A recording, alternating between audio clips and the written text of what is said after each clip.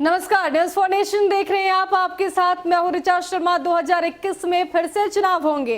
पहले ही तेजस्वी यादव ने चुनाव को लेकर भविष्यवाणी कर दी, तो अब तेजस्वी यादव को जीतन राम मांझी ने सपोर्ट किया है।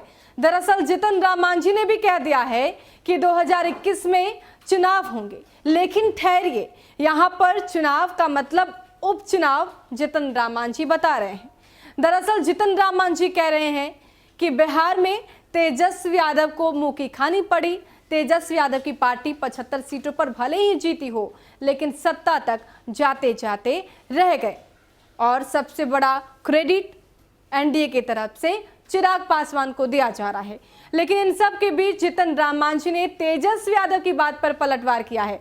दरअसल तेजस्वी यादव ने कहा था कि बिहार में 2021 में चुनाव होंगे और इसको लेकर उन्होंने सभी कार्यकर्ताओं को निर्देशित भी कर दिया था और कह दिया था कि आप तैयारी कर लीजिए, कमर कसकर खड़े रहिए, मैदान में डटे रहिए, फिर से चुनाव होंगे। तो अब जीतन राम मांझी भी कह रहे हैं कि फिर से चुनाव होगा, लेकिन वो उपचुनाव होगा। वो इसलिए क्योंकि आरजेडी टूटेगी। आरजेडी और कांग्रेस के कई विधायक एनडीए में शामिल होंगे और वो जो सीटें खाली होंगी वहां पर उपचुनाव किया जाएगा। तो जीतन राम मांझी ने उपचुनाव की बातें कही, लेकिन बिहार में इन दिनों चुनाव को लेकर भविष्यवाणी का सिलसिला देखने को मिल रहा है। तेजस्वी यादव कह रहे हैं कि 2021 में चुनाव होंगे, तो दूसरी तरफ जीतन राम मांझी कह रहे हैं कि चुनाव नहीं, उपचुनाव होंगे। यानी कि चुनाव को लेकर सियासत काफी गर्मा रही है। आपको बता दें कि कल यानी कि सोमवार को हार के बाद आरजेडी की सबसे बड़ी बैठक हुई।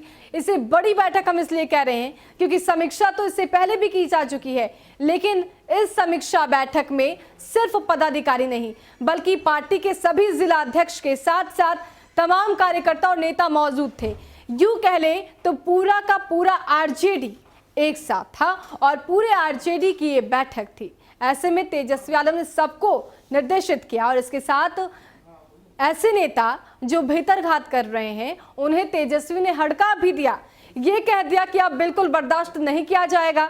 इसके साथ तेजस्वी यादव ने कहा कि अभी रांची से आया हूं, पापा ने, लालू प्रसाद यादव ने ये कह दिया है कि तुम्हें खुली छूट है, जिस पर भी कार्रवाई करनी है आप कर सकते हैं। पार्टी आपके हाथ में है, पार्टी की कमान आपके हाथ में है।